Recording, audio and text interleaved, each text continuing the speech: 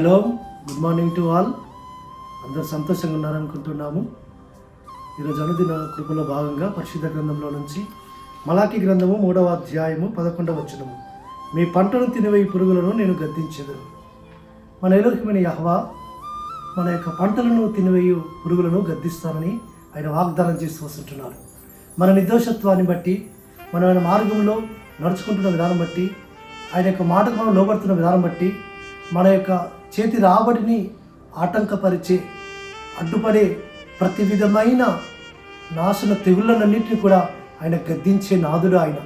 కాబట్టి మన చేతి రాబడి ఆస్వాదింపబడి, మనం ఆ చేతి రాబడి ద్వారా మనం సంతోషంగా, ఆనందంగా ఆయన సన్నిధిలో మనం కనబడాలంటే మనం ఆయన మార్గంలో నడుస్తూ మనకు లోబడుతూ వస్తుంటున్నప్పుడు మన రాబడి ఆయన అధికపరిచేవాడు. కాబట్టి ఆ విధంగా భక్తుల జీవితాలలో పరమ తండ్రి తన యొక్క ఆశీర్వాదాన్ని కుమ్మరిస్తూ వచ్చాడు. ఇస్సాకు పంటను వేసి నూరంతల ఆయన పంటను పొందుతూ వచ్చాడు. కాబట్టి మన యొక్క చేతి రాబడిని కూడా ఆయన ఆశీర్వదించాలి అంటే ఆయన మార్గంలో మనం నడుస్తూ వస్తుంటున్నప్పుడు, ఆయన మాటకు మనం లోబడుతూ వస్తుంటున్నప్పుడు ఆయన మన యొక్క చేతి రాబడిని ఆశీర్వదించి, దీవించి, వర్ధిలింపచేవాడు.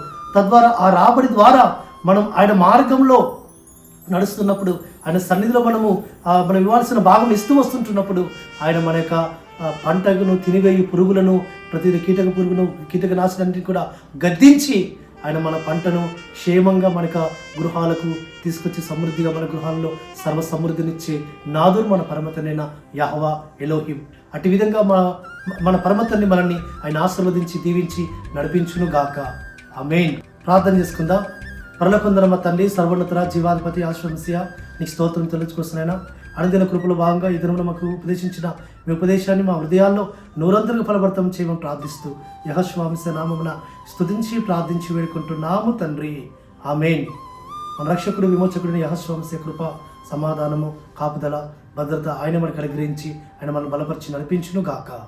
ఆమేన్.